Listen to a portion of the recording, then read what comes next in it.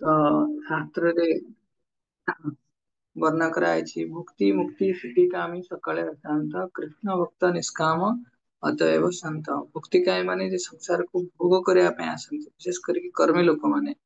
ମୁକ୍ତିକାମୀ ମାନେ ଯୋଉମାନେ ମୋକ୍ଷ କାମୀ, ମୋକ୍ଷ ପ୍ରାପ୍ତି କରିବା ପାଇଁ ଚାହାନ୍ତି।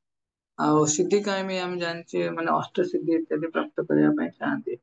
ଶ୍ରୀଲ ରଘୁନାଥ ଦାସ ଗୋସ୍ୱାମୀ ତାଙ୍କର ମନ ଶିକ୍ଷା ଗ୍ରନ୍ଥରେ ରଚନା କରିଛନ୍ତି କି ଆମେ କାମ ରୂପୀ ଯୋଉ ସଡକରେ ଯାଉଛେ, ରାସ୍ତାରେ ଯାଉଛେ, ତ ସେଥିରେ ଯୋଉ ଆମେ କୁକର୍ମ କରୁଛେ, ପାପ କର୍ମ କରୁଛେ, ୟା ଫିର କର୍ମ କରିକି ସଂସାରକୁ ଭୋଗ କରିବାର ଯୋଉ ସ୍ୱଭାବ ଅଛି, ତ ସେଇମାନେ କଣ ଲୁଟେରା ଦି ରାସ୍ତାରୁ ସବୁ କିଛି ଧନ ସମ୍ପତ୍ତି ସେମାନେ ଲୁଟ କରିନିଅନ୍ତି। ତ ସେମାନଙ୍କ ପାଇଁ ହିଁ ଆମେ ଅତ୍ୟନ୍ତ କଷ୍ଟ ଭୋଗ କରୁଛେ। ସେଥିପାଇଁ ଆମକୁ ଚିତ୍କାର କରିବାର ଅଛି କି ହେ କୃଷ୍ଣ, ହେ ଗୋପୀଜନ ବଲ୍ଲଭ, ଆପଣ ମତେ ସୁରକ୍ଷା ପ୍ରଦାନ କରନ୍ତୁ। ବୈଷ୍ଣବ ମାନଙ୍କୁ ଜୋର ଜୋର ସେ ଡାକିବାର ଅଛି ନା। ତେଣୁ ସେଥିପାଇଁ ଭକ୍ତ ମାନଙ୍କ ସାଙ୍ଗରେ ବସିକି ଯେତେବେଳେ ଆମେ ହରିନାମ ନିଅନ୍ତି, ତାପରେ ଏକତ୍ଵ ମନୋଭାବରେ ହରିନାମ ନିଅନ୍ତି, ସେତେବେଳେ ମନ ସବୁବେଳେ ପ୍ରଯତ୍ନଶୀଳ ହୁଏ କି ଆମକୁ ଗୋଟେ ଅବାସ୍ତବ ଚିତ୍ରଣ କରିବା ପାଇଁ, ଅବାସ୍ତବ ତଥ୍ୟ ପ୍ରଦାନ କରିବା ପାଇଁ। କିନ୍ତୁ ସେଇ ସମୟରେ ଆମର ଅଧିକାର ଅଛି, ଆମର ସ୍ୱତନ୍ତ୍ରତା ଅଛି କି ଆମେ କୃଷ୍ଣଙ୍କୁ ଡାକି ପାରିବା। ତେଣୁ ଏଇଭଳିଆ ଦୁବିଧାରେ ପଡିଲେ ଆମେ ସହାୟତା ପାଇଁ ନିଶ୍ଚୟ କାହାକୁ ଡାକିବା? କୃଷ୍ଣଙ୍କୁ ଡାକି ପାରିବା, ପ୍ରଭୁପାଦଙ୍କୁ ଡାକି ପାରିବା, ବୈଷ୍ଣବ ଜନଙ୍କୁ ଡାକି ପାରିବା, ଆଉ ପବିତ୍ର ଆତ୍ମା ଯୋଉମାନେ ଭଗବାନଙ୍କର ଶୁଦ୍ଧ ଭକ୍ତ ହେଇଛନ୍ତି, ଗୁରୁ ଆଚାର୍ଯ୍ୟଙ୍କୁ ଡାକି ପାରିବା।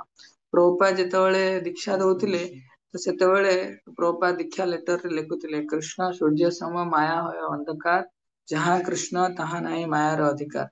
ତେଣୁ ସୂର୍ଯ୍ୟଙ୍କର ପ୍ରକାଶ ସାମ୍ନାରେ କେବେ ବି ଅନ୍ଧକାର ତିଷ୍ଠିକି ରହିପାରିବନି। ତେଣୁ ଆମ ମନରେ ଯେତିକି ଭୌତିକ ଆସକ୍ତି ଅଛି, ଅଚେତନତା ଅଛି, ଅବିଶୁଦ୍ଧ ଚେତନା ଅଛି, ତ କେବେ ବି ଆମେ ହରିନାମ ସମୟରେ ତା ସାମ୍ନାରେ ଟିକିକି ରହିପାରିବାନି ହେଲା। ତେଣୁ ସେଥିପାଇଁ ଆମକୁ କୃଷ୍ଣ ଭାବନାମୟ ହବାର ଅଛି। ଆମେ ଯେତେବେଳେ ଭଗବାନଙ୍କର ନାମ କରିବା, ସେତେବେଳେ ଆମକୁ କଣ କରିବାର ଅଛି? କୃଷ୍ଣ ଭାବନାମୟ ହବାର ଅଛି। ଏଇଟା ହିଁ ବାସ୍ତବରେ ଆମକୁ ସୁରକ୍ଷା ଦବ। ଆମେ ଖାଲି ଯେତେବେଳେ ନାମ କରିଦିଅନ୍ତି, ତାର ବାରବତ୍ତା ନଥାଏ। ଯେମିତି ଆମର ନଦୀରେ ଆମର ଯୋଉ ଚାଷ ଜମିରେ ଆମେ ପାଣି ମଡେଇବା, ଯଦି ବାଡ ନଥିବ କଣ ହବ? ୟା ଜମି ତା ଜମି ପଳେଇବ। ସେମିତି ବାଡବତ୍ତା ଯଦି ନାହିଁ, ତାହେଲେ ଆମେ ଯେତେ ଜପ କଲେ ସେ କେନ୍ଦ୍ରସ୍ଥ ଧ୍ୟାନସ୍ଥ ହବନି କେବେ ବି। ତେଣୁ ଏଇ ଭଗବାନଙ୍କର ସାଧନା ପଦ୍ଧତି, ଯୋଉ ହରିନାମ ଯୋଉ ସାଧନା ପଦ୍ଧତି ଅଛି, ତ ଆମକୁ ଭିନ୍ନ ଭିନ୍ନ ବିକଳ୍ପ ଦିଏ, କିନ୍ତୁ ଆମର ସ୍ୱତନ୍ତ୍ରତା ଅଛି କି ଆମେ ସେ ଯୋଉ ବିକଳ୍ପ କୃଷ୍ଣ କନସିୟସ ଆମକୁ କରିବ, ଯୋଉ ବିକଳ୍ପ ଆମକୁ କୃଷ୍ଣଙ୍କ ଆଡକୁ ନେଇକି ଯିବ, ଆମକୁ ତାକୁ ଚୁଜ କରିବାର ଅଛି। ଏଟା ଗୋଟେ ଆମେ ଯେତେବେଳେ ନାମ ଜପ କରିବା, ସେତେବେଳେ ଆମକୁ ନାମ ଉପରେ କେନ୍ଦ୍ରିତ କରିବାର ଅଛି, ୟା ଫିର ମାୟା ଦ୍ଵାରା ଯାହା ବି ପ୍ରସ୍ତୁତ ହେଇକି ଥିବ, ଯୋଉଟା ଅବାସ୍ତବ ଜିନିଷ, ତା ଉପରେ ଆମେ ଧ୍ୟାନସ୍ଥ ହବାର ଅଛି। ତ ଆମେ ସେଇଟାକୁ ଚୟନ କରିବା। ଆମେ କୋଉଟା ଚୟନ କରୁଛେ, ସେଇଟା ଆମ ଜୀବନ ଲକ୍ଷ୍ୟକୁ ନିର୍ଦ୍ଧାରଣ କରେ। ଆମେ ଯେତେବେଳେ ତାକୁ ପ୍ରୋତ୍ସାହନ ଦଉଥିବା, ଜପ କଲା ବେଳେ ମନ ଏପରି ହଉଥିବ, ହଁ ତ ହଉଛି ହଉ ଆଉ, ସେମିତି ହେଲେ ହବନି କେବେ ବି। ତେଣୁ ସେଥିପାଇଁ ଜୋର ଜୋର ସେ କୃଷ୍ଣଙ୍କର ନାମ ନବାର ଅଛି। ଆମେ ଦେଖନ୍ତୁ କେତେ ଦିନ ହେଲାଣି ଭଗବାନଙ୍କର ନାମ ନଉଛେ, କିଛି ଆମେ ହେଇପାରେ କି ଭଗବାନଙ୍କର ଏଇ ଅମୂଲ୍ୟ ରତ୍ନକୁ ଏକଠା କରୁଛନ୍ତି। କିନ୍ତୁ ଭାବନ୍ତୁ, ଏ ଆମର ଯୋଉ ଭକ୍ତିମୟ ଯାତ୍ରା, ଆତ୍ମା ସାକ୍ଷାତକାର ଯାତ୍ରାରେ କେତେ ଆମେ ମୂଲ୍ୟବାନ କଣ ରତ୍ନ କୃଷ୍ଣ ପ୍ରେମ ଧନକୁ କଣ କରୁଛେ? ମାନେ ସଂଗଠିତ କରିକି ରଖୁଛେ।